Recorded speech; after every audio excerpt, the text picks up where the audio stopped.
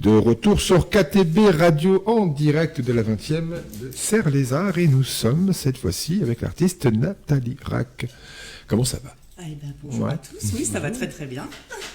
On va revenir un peu sur ton parcours et on avait juste avant-dernière toi, on avait donc avec nous Raphaël, avec qui je crois vous exposez. Ton colocataire. Est-ce qu'il y a un lien du coup entre ton travail et le sien ou Alors, il utilise le textile là en ce moment, hein, ça a l'air d'être nouveau. Et puis, donc moi, c'est un matériau que j'utilise depuis très très longtemps. Donc, je pense que c'était intéressant de nous confronter par rapport à ça. Et puis, surtout, il travaille aussi le côté hybride. Ouais. Hein, moi, je travaille beaucoup aussi l'hybridation de différents mondes. Donc, c'était intéressant d'être ensemble. On en parle un peu de ça. Vous exposez du coup à la Maison Roche, à la rue du Bourg-Reynaud, c'est ça? Oui. C'est ça. Et c'est cette activité artistique, tu l'as toujours entretenue? C'est quelque chose qui t'est venu selon... est-ce que c'est fondamentalement déjà un art que tu pratiques depuis genre ton enfance ou tu as commencé par un autre domaine de l'art avant de t'orienter? En fait, moi j'ai fait une section artistique au lycée. Ok. Déjà. Et puis ensuite j'ai fait les Beaux-Arts de Dijon. Et ensuite j'ai continué parallèlement à mon activité salariale. À travailler chez moi et à faire des expositions. D'accord. Et donc, ton travail consiste en quoi exactement dans l'art? Là, pour le coup, tu travailles sur le dessin, tu travailles donc sur le textile, mais est-ce que ça a toujours été dans ce domaine-là Alors, j'ai commencé, ce qui est amusant, hein, quand je vois le travail de Raphaël, j'ai commencé, moi, en gravure, à travailler à faire mes propres tissus. D'accord. Voilà. Et après, je me suis intéressée vraiment au côté social du tissu, la signification sociale. L'histoire, du coup. Voilà, donc j'ai fait beaucoup. En fait, j'ai commencé à travailler comme ça, autour du textile, et après à travailler avec du textile industriel, à de la récupération. Qu'est-ce qui t'a amené à te plonger de ça dans l'histoire du tissu, d'en faire de l'art? C'est intéressant. Alors, je travaillais beaucoup sur l'intérieur, le quotidien, tout ce qui m'entourait dans la maison. C'est vrai qu'on est entouré de textile, c'est partout. Et quand on va en Afrique, on voit l'importance du textile au quotidien. Et du coup, j'ai commencé à me l'approprier et à travailler sur l'intérieur de la maison. Et puis après, ça a évolué et j'en ai fait vraiment mon matériau de prédilection. Après, il n'y a pas que ça. J'utilise. Ça dépend des projets, en fait. Ça dépend. Ça peut être du textile mêlé avec du dessin. Il peut y avoir de la photo. En fait, ça dépend du projet initial. D'accord. Ah ouais.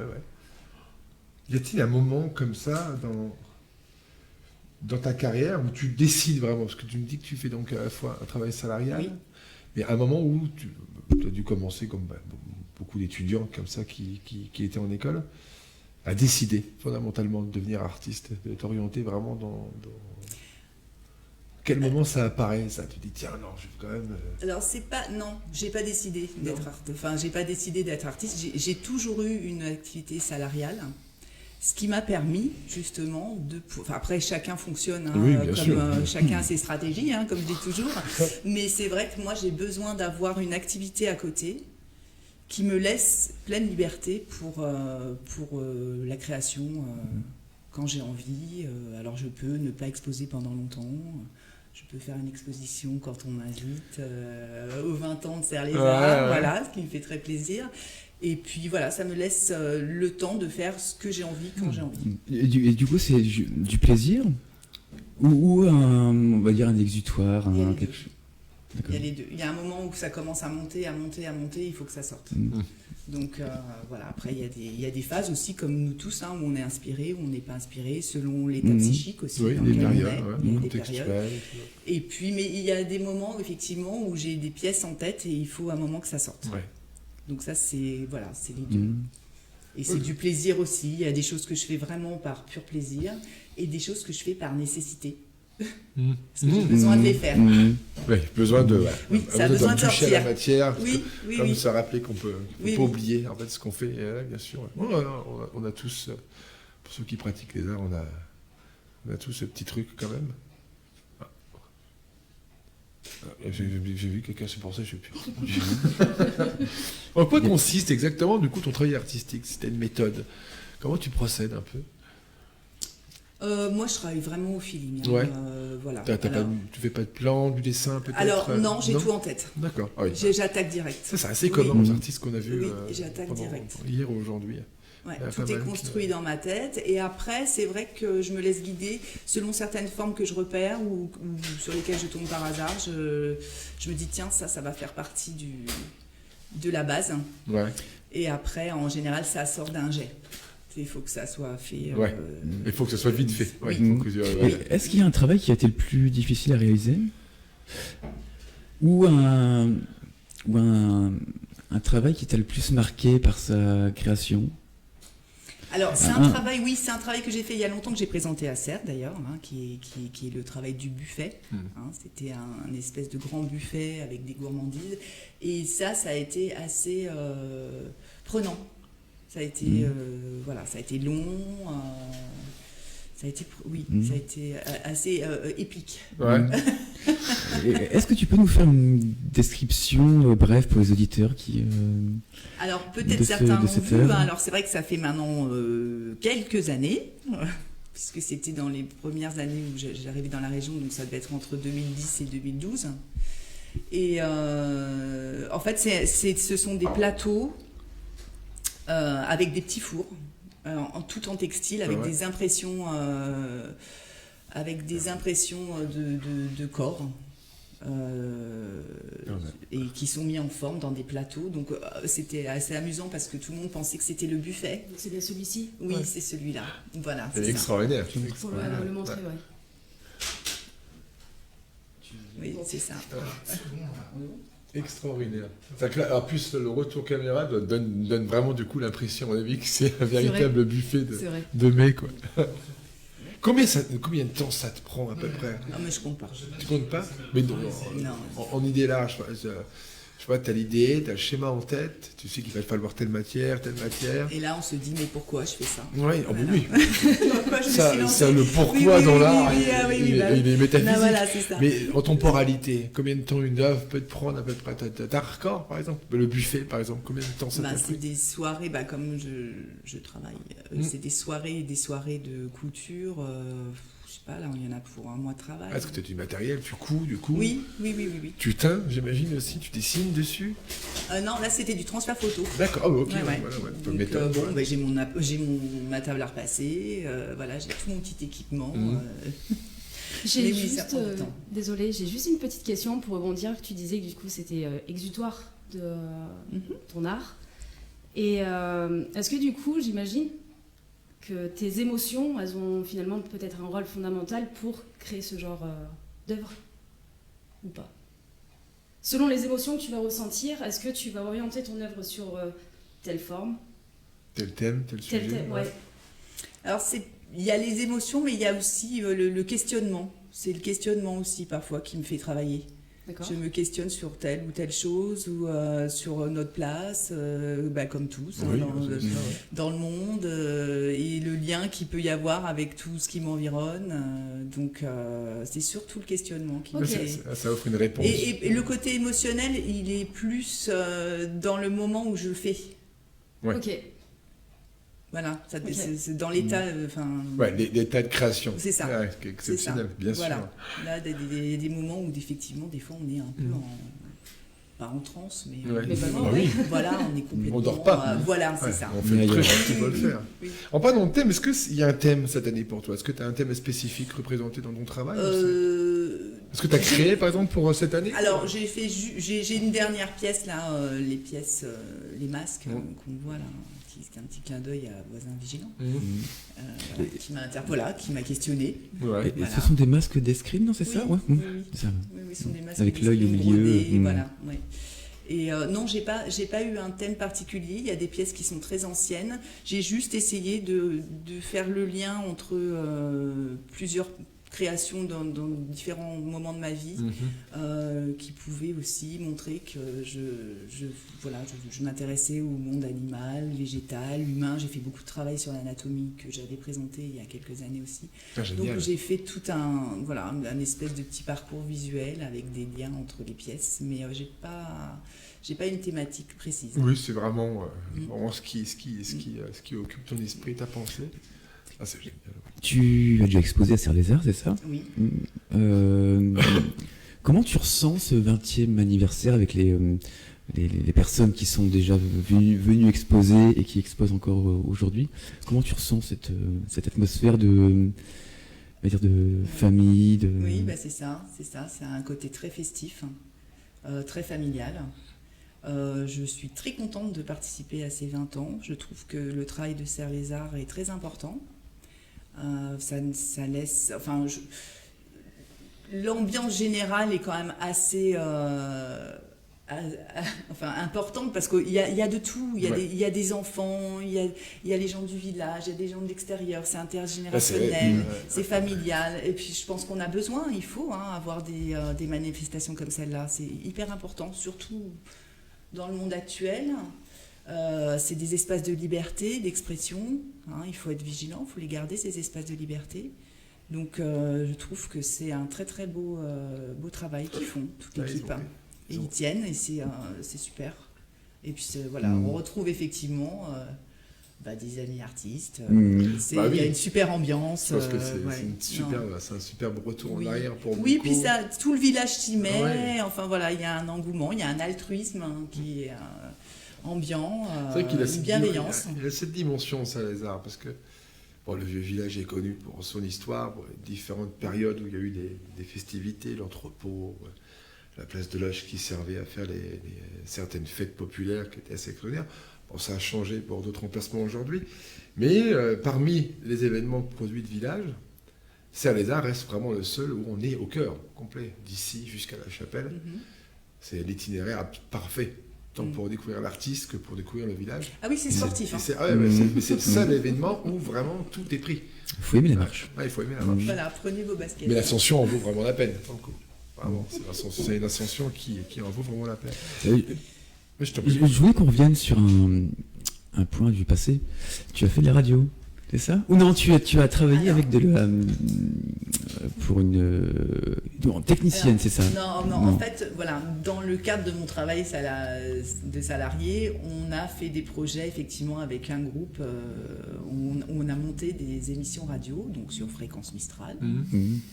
Bonjour, Fréquence Mistral à Manosque. Si tu nous entends.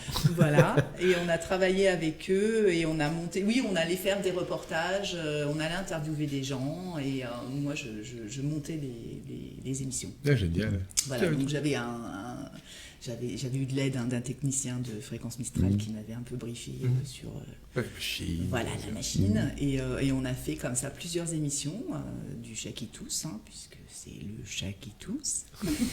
J'aime le chat qui tousse. Non, c'est très bien faire le chat. Voilà. Moi. Ouais. On fait le chat. On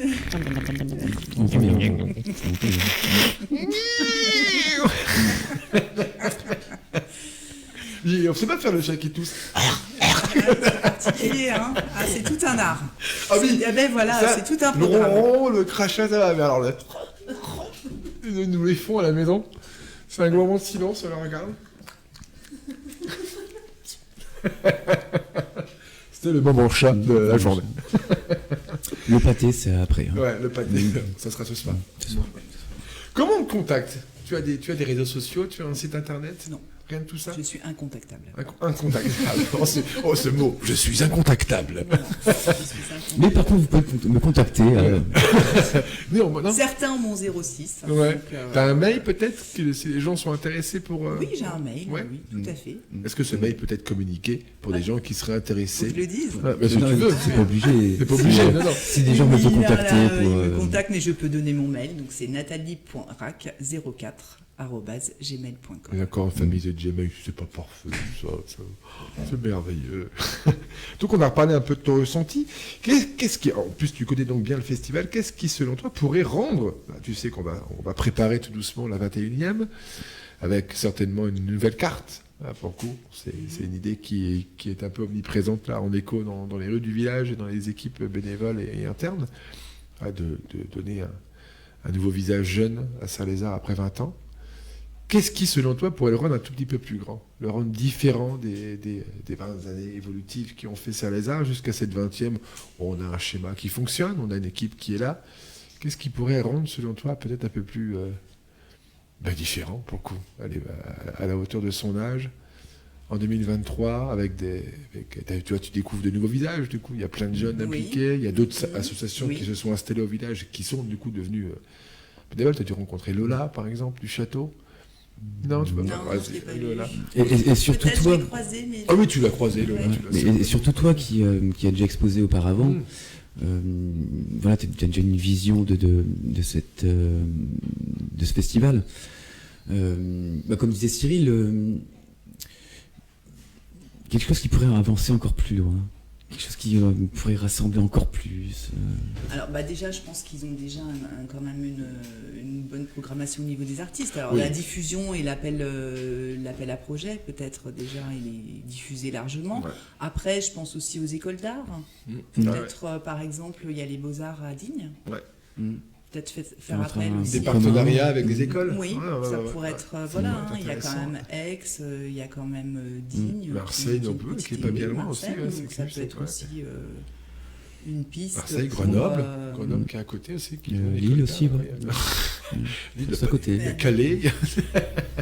Non, mais dans la région PACA, voilà, il y a des espaces, il y a des écoles, peut-être aussi ça peut être... Pour donner un peu de la possibilité justement aux jeunes qui commencent... de présenter leurs travaux de fin d'année ou de se confronter à un espace, ça peut être aussi... ça peut être sympa, effectivement. Ok, c'est une information que nous allons précieusement garder. Merci. Et comme tu connais le monde de la radio, est-ce qu'il y a une émission ou un programme que tu aimerais entendre sur une radio, que tu n'as jamais entendu par exemple, ou un sujet qui n'est pas diffusé, on va dire, régulièrement Sur KTB Radio. Ah, sur KTB. Une émission que tu aimerais entendre sur KTB Radio. Alors là, c'est une colle. C'est bon. Merci. On pensait que c'était la question la plus simple. C'est que moi qui ai eu cette question ou non, tout le monde l'a vu? En fait, des sujets qui ne sont pas abordés régulièrement dans le domaine de la radio, justement, et qu'on pourrait envisager d'aborder. Qui pourrait avoir du sens, en tout cas, tu vois, à être diffusé, à être développé, voilà, sous toute forme. Ça peut être un podcast, ça peut être une émission, ça peut être une chronique. Autour de l'art ou pas du tout? Alors là, je vais prêcher pour. Je pense que ça serait bien aussi de diffuser des choses sur la santé mentale. Voilà. Ça, on a notre psychologue qui est parti d'ailleurs en interne. Voilà, ça, je pense que c'est important. Après, c'est mon travail aussi, mais je pense qu'on n'en parle pas assez. Voilà, chez les jeunes, chez les moins jeunes, chez les enfants. Chez les personnes âgées, je pense que parce que c'est un problème de société. Ouais, et puis ça, on pourrait en faire en effet de longues émissions. Ouais. Tu m'étonnes, toi. Ce soutien, le besoin d'accompagnement pour ces personnes-là, les subventions qui ne suivent jamais, on a eu quelques... Moi, j'ai écouté quelques documentaires qui traitent de ça. Encore là, hier en voiture... Avec justement, j'en parlais, je le répète parce que ça m'a touché, je ne sais plus son nom à cette dame qui avait monté un programme de radio justement pour offrir la voix à des jeunes, alors, pour tout cas de difficultés sociales ou à défaut traumatiques, en disant voilà, que le micro en fait, leur permettrait en fait, de libérer une parole qu'ils n'arrivent pas à sortir dans un contexte assez spécifique. Et c'est miraculeux. Et on tombe sur les extraits de cette émission où on a des jeunes qui justement racontent leur souffrance en ayant été harcelés en cours ou ayant été encore harcelés au collège ou au lycée, où ils expriment en fait clairement ce que d'autres personnes n'ont jamais entendu ou qui n'ont pas voulu entendre, que ce soit l'établissement, les psychologues. Donc cette histoire touchante d'une nénette qui vraiment est sortie d'un gros trauma d'harcèlement, où elle ne dit plus rien en fait, elle était dans le mimétisme, c'est une équipe qui les amenait, c'est toujours des équipes d'accompagnateurs qui les amenaient en micro. Puis l'idée de cette présentatrice, c'est d'essayer de leur parler, c'est de les faire communiquer, mais même mutisme absolu. Jusqu'à ce qu'elle réfléchisse, c'est comment on peut arriver à lui donner un petit bout. Puis elle apprend, comme ça, au coin d'une conversation, que c'est une nénette qui adorait chanter. Qu'est-ce qu'elle chantait? De tout. Et elle lui glisse comme ça, en coupure de pub, est-ce que ça te dit qu'on passe du Adèle? Et là, la fille, elle nous a regardé, des étoiles, plein les yeux, alors il passe Adèle. Et là, on coupe les micros, et la petite se met à chanter... en écoutant son retour, comme ça. Donc il lui redemandait en mettant le direct si ça l'intéressait de chanter. Et on entend après la fille raconter ce moment. Oh, je t'envoie tout ce que oui. C'est trop beau. Et c'est émouvant. Et ça, j'ai dit, mais c'est un projet extraordinaire. Et la même chose, elle expliquait justement cette absence de soutien tant par l'éducation nationale, à défaut des institutions spécialisées. Parce que c'est pas qu'eux ils soutiennent pas, c'est qu'ils ont très peu de moyens en fait pour arriver à pouvoir gérer des. Oui, c'est ça. Et ça c'est un très après, très gros problème. C'est des sujets, à mon humble avis, c'est un peu la politique de l'autruche. Oui. La santé mentale, ça a toujours existé. Et je crois que c'est pire d'année en année avec tout ce qu'on a vécu là, ces 3 dernières années. Et il y en a certains qui veulent en parler, il y en a beaucoup qui ne faut pas en parler. Et je trouve que ça commence à changer. Il y a des établissements qui se mettent en place, il y a des professionnels qui se montrent encore un peu plus et on entend un peu plus parler.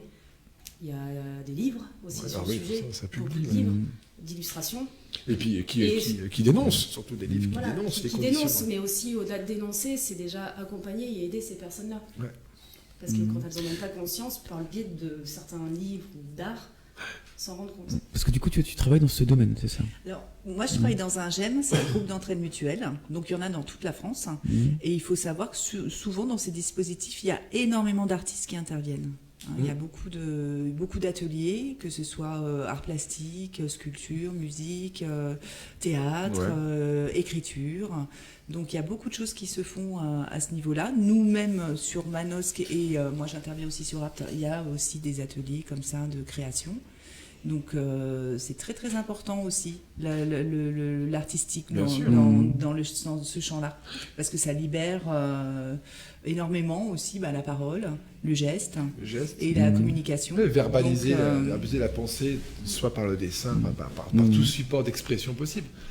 Est-ce que si un jour on fait une émission sur ce sujet, tu serais intéressé pour... volontiers. Je viendrai accompagner. Ouais. Avec joie. Et je vois là, il y a même des ateliers, il y a des présentations d'ateliers dans le cadre de Serre-les-Arts. C'est très très bien. Serre-les-Arts, ils participent. Les arts ambulants que Valérie et Paul gèrent, c'est les prisons, c'est les institutions. C'est ça. Au contraire. D'ailleurs, Raphaël en a fait aussi. Il a participé à d'autres activités avec certains. Une partie de la population comme ça, un peu mis de côté, alors qu'au contraire, c'est extraordinaire parce que eux, ça leur rend. Il y a énormément de créativité. Ah bah oui. Dans le texte déjà, j'ai eu affaire à en lire quelques-uns pour les cas de prisonniers.